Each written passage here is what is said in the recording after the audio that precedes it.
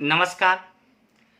जैसा कि सर्वनाम शब्द चल रहे थे और उसी सर्वनाम शब्दों की कड़ी में आपको उत्तम पुरुषवाचक के दो भेदों का अध्ययन करा दिया गया था, जिसमें बोलने वाले के लिए उत्तम पुरुषवाचक, सुनने वाले के लिए मध्यम पुरुषवाचक, और जो व्यक्ति न तो बोलने वाला होता है न सुनने वाला होता है, किसी अन्य के लिए या किसी तीसरे व्यक्ति के लिए जिन शब्दों का प्रयोग करते हैं उन्हें हम अन्य पुरुषवाचक सर्वनाम शब्द कहते हैं। जैसे वे शब्द जिनका प्रयोग बोलने, लिखने, सुनने या पढ़ने वाले के अतिरिक्त किसी अन्य पुरुष के लिए प्रयोग करते हैं उन्हें अन्य पुरुषवाचक सर्वनाम शब्द कहते हैं। जैसे उसे, उन्हें, उन्होंने, उसका, उसकी, उसके, उनका, उनकी, उनके आदि, या यह, वह, ये, वे। इसी प्रकार इसमें कुछ शब्द ऐसे होते हैं जिनका वाक्य शुद्धि की दृष्टि से प्रयोग नहीं किया जाता, जैसे उनको, उसको आदि सर्वनाम शब्द नहीं है। इसमें वाक्य बनते हैं आपके उसे बहुत भूख लगी है। अब ये न तो कहने वाला है न सुनने वाला है, क्योंकि तीसरे व्यक्ति के बारे में बताया जा रहा है कि भूख किस लगी है, उसे। अब उसे शब्द है वो वक्ता के लिए तो मैं या हम का प्रयोग होगा, सुनने वाले के लिए मध्यम पुरुष में तू या आपका प्रयोग होगा। लेकिन अब इस, उस, यह, वह, तो यह वह एक वचन में, ये वे बहुवचन में, इस उस एक वचन में, इसे और उसे बहुवचन में प्रयोग किया जाता है। तो जो उसे किसे भूख लगी है, उसे शब्द का प्रयोग किया गया है, वो किसी तीसरे व्यक्ति के लिए प्रयोग किया गया है। अतः तीसरे व्यक्ति के लिए प्रयोग करने के कारण यहाँ पर अन्य पुरुषवाचक सर्वनाम शब्द होगा। जैसे उन्होंने प्रेमचंद का उपन्यास पढ़ा। किसका उपन्यास पढ़ा? प्रेमचंद का। जब प्रेमचंद का उपन्यास पढ़ा तो किसी तीसरे व्यक्ति के बारे में प्रयोग किया रहा है। जैसे उनके भाई कलकत्ता में रहते हैं। किनके भाई? उनके, तीसरे व्यक्ति की बात आ रही है। ऐसे ही उसकी दादी जी अंग्रेजी बोलती है। यह कब आएगा? वह कितनी दूर गया है? वह कितनी दूर गया है? वे 2 घंटे से पढ़ रहे हैं। ये कहाँ चले गए? आदि शब्द हैं वो आपके अन्य पुरुषवाचक सर्वनाम शब्दों के बारे में यहाँ जो अध्ययन है तो अन्य पुरुषवाचक सर्वनाम शब्दों का अध्ययन आपका पूर्ण होता है। इस बाद आपका जो अगला सर्वनाम का भेद होता है वो आपका दूसरा होता है आपका निश्चय सर्वनाम, निश्चयवाचक सर्वनाम। इसे संकेत या निर्देशवाचक भी के नाम से भी जाना जाता है। और ये होता है जैसे वे शब्द जिनसे किसी संज्ञा सर्वनाम के निश्चित होने का बोध होता है उन्हें निश्चय सर्वनाम शब्द कहते हैं।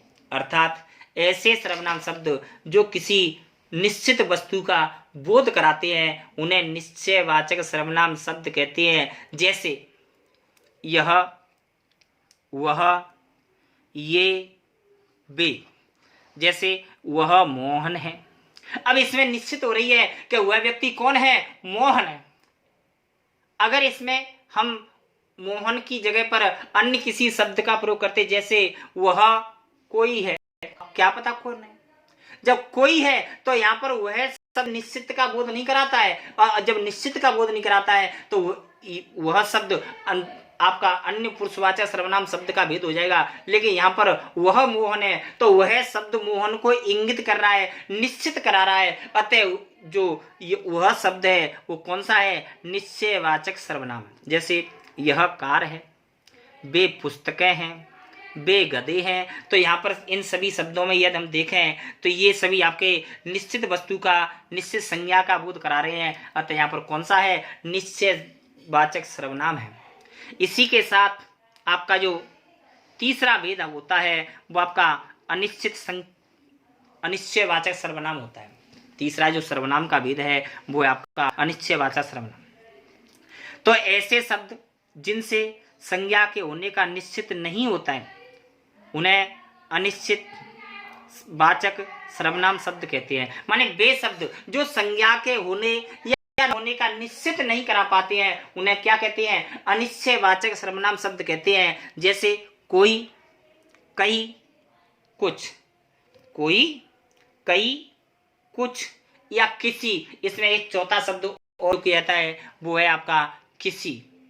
अब इसमें भी व्याकरण की दृष्टि से यदि देखा जाए तो जो कोई शब्द है वो सजीव के लिए, लेकिन एक वचन के लिए। माने जहां पर कोई वस्तु व्यक्ति सजीव है लेकिन वो कैसी है, एक वचन है। इसी प्रकार कई वो प्रयोग किए जाते हैं आपकी सजीव के लिए लेकिन बहुवचन में। कोई शब्द एक वचन में, कई शब्द बहुवचन में, दोनों का प्रयोग सजीव में। लेकिन जो कुछ शब्द है वे निर्जीव, एक वचन या बहुवचन के लिए प्रयोग किया जाता है। अब इसमें अंतर देखें कैसे, जैसे अब कक्षा में कुछ छात्र बैठे हैं।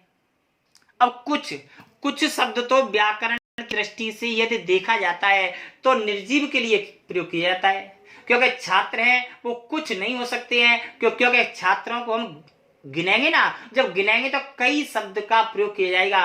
अतः ये वाक्य हमारा कैसा है, अशुद्ध। माने इसमें सर्वनाम तो है लेकिन वाक्य की दृष्टि से देखा जाता है तो ये वाक्य हमारे लिए कैसा है, अशुद्ध है। अतः इसका शुद्ध वाक्य होगा कि कक्षा में कई छात्र बैठे हैं। अब यहाँ पर निश्चित नहीं है कि कक्षा में छात्रों की संख्या का जब अनुमान नहीं किया जाता है, माने छात्र बैठे हैं ये तो निश्चित है, लेकिन संख्या निश्चित नहीं है। जब संख्या निश्चित नहीं है तो यहाँ पर कई शब्द का प्रयोग किया गया है, और जब कई शब्द का प्रयोग करने के कारण यहाँ पर कौन सा है, अनिश्चयवाचक सर्वनाम है। कौन सा है, अनिश्चयवाचक सर्वनाम। इसी प्रकार दही में कुछ पड़ा है। अब कुछ शब्द कोई निर्जीव तो नहीं हो सकता है भाई, कुछ शब्द तो निर्जीव के लिए है, लेकिन यहाँ पर तो जो कुछ होगा वह कैसा होगा, सजीव होगा ना। अतः दही में कोई पड़ा है।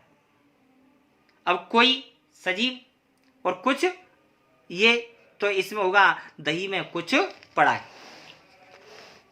इसी प्रकार दरवाजे पर कोई खड़ा है, छत पर कोई बैठा है, मैदान में कुछ पड़ा है। ये सभी आपके जो वाक्य हैं वो अनिश्चयवाचक सर्वनाम में आते हैं। जैसे यहाँ कोई आ रहा है, चाय में कुछ गिरा है, यह किसी का पेन है।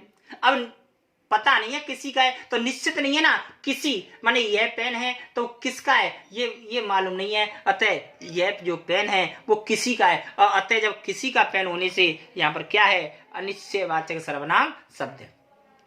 इसी के साथ आपके जो सर्वनामों के भेद है वो 3 भेद आपके समाप्त होते हैं। पहला पुरुषवाचक, दूसरा निश्चय, तीसरा अनिश्चय। अगले जो भेद है वो अगले वीडियो में पढ़ाए जाएंगे। तब तक के लिए नमस्कार।